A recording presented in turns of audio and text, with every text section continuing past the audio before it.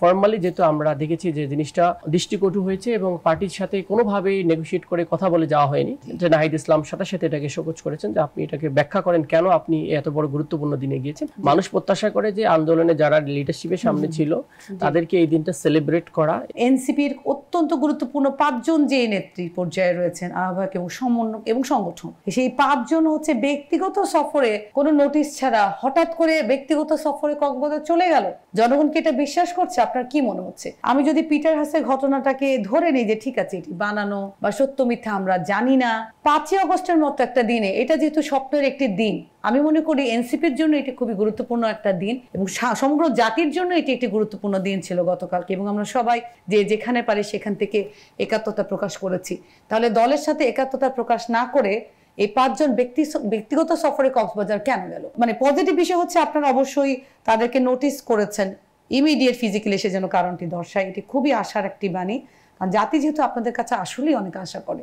সেক্ষেত্রে আপনি ব্যাখ্যাটা কিভাবে দিবেন এখানে? আমরা ছনদটাকে রাষ্ট্রের জন্য দেখি, দলের সাথে মিলতেছে না। আমার দলের আন্ডারস্ট্যান্ডিং ১০০ জন নারী, আমার ৫০ জন নারী, ইট ডাজন্ট ম্যাটার। ম্যাটারটা হচ্ছে রাষ্ট্রের জন্য কল্যাণকর যেটা, সেটা আমাদের সবাই মিলে করা উচিত। এই জন্য ঐক্যমত্য কমিশনে যেটা অনেকগুলো করেছেন সেগুলো আমার দলের বিরুদ্ধে গেলেও যাওয়া উচিত যদি রাষ্ট্রের জন্য কল্যাণকর হয়। রাষ্ট্রের জন্য কল্যাণকর কিনা সেটা একটা হলো আপনার সাবজেক্টিভ বিষয়। এটার জন্য আপনি এক্সপার্টদের সাথে কথা বলেন যে রাষ্ট্রের যে এখন অবস্থা আছে স্ট্রাকচারে যদি ক্ষতিগ্রস্ত হয় তাহলে এই জিনিসটা লাগবে কিনা। তাহলে আমরা বলি যে এই ওষুধটা কাজ হবে কিনা, অ্যান্টিবায়োটিক দিবে কিনা, ঠিক সেম স্টাইলে আমি বলার চেষ্টা করি। এখন ২ নম্বর প্রসঙ্গ যে সার্জিস আলম সহকারে আমাদের ৪ জন নেতা এবং তাসনিম জারার হাজবেন্ড খালেদ সাইফুল্লাহ, তো ওনারা আমি যতটুকু এখন পর্যন্ত জানতে পেরেছি ইয়েস ব্যক্তিগত তার পারিবারিক কারণে গিয়েছে। এবং অনেকে আপনারা দেখেছেন যে সবার এক একটা করে লাগেজ নামতে ছিল, কেমন তার মানে তাদের সাথে সবার সাথেই ফ্যামিলি ছিল। সার্জিস আলম বিবাহিত পর তার কিন্তু আপনি তার ওয়াইফকে কখনো দেখেননি, হাসনাতরে দেখেননি। তো আমরা আমাদের দলগতভাবে ডেফিনেটলি যেহেতু একটা হিস্ট্রিক ডে বাংলাদেশের এটা একটা, এবং আমরা সবাই আমরা নিজেরাই ছিলাম, আমি নিজেও জানতাম না যে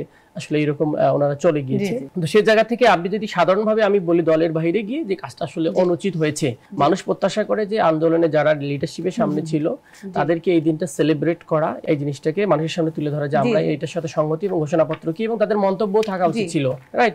যে ঘোষণাপত্র ঠিক হলো কিনা, কি রকম আনন্দিত কিনা, আবার আনন্দ উদযাপন অনেকে আমরা তো সংসদ ভবনের সামনে অনেক মানে কনসার্ট সারা অনেক লোক, হাজার হাজার লোক ছিলাম আমরা প্রায় রাত্রে ৯টা-১০টা পর্যন্ত। তো সেই জায়গাটা থেকে আমাদের অবস্থান, আমরা পার্টির জায়গা থেকে শৃঙ্খলা কমিটি আমাদের আছে। ওনারা কি কোনো বক্তব্য দিয়েছেন আপনাদের? না, ওনারা যেহেতু এখনো আসেনি, ওনারা আমার জানা মতে আমি আসার আগ পর্যন্ত আমি পার্টি অফিসে ছিলাম, কথা বলেছি। তো ওনারা যেহেতু এখনো আসেনি, ওনারা আসুক সজ্ঞানে। আমি আমাদের যে শৃঙ্খলা বিভাগের যে হেড অ্যাডভোকেট আলামিন, তার সাথে কথা বলেছি। হ্যাঁ, ফর্মালি যেহেতু আমরা দেখেছি যে জিনিসটা দৃষ্টিকটু হয়েছে এবং পার্টির সাথে কোনোভাবেই নেগোশিয়েট করে কথা বলে যাওয়া হয়নি, যে নাহিদ ইসলাম সাথে সাথে এটাকে শোকজ করেছেন যে আপনি এটাকে ব্যাখ্যা করেন কেন আপনি এত বড় গুরুত্বপূর্ণ দিনে গিয়েছেন। ডেফিনেটলি আমরা পজিটিভলি নিতে চাই এবং আমরা যেহেতু ইয়াংরা ইয়াংদের ভুল হবে, বাট তারা আশা করি এটার ব্যাখ্যা দিবেন আর কি।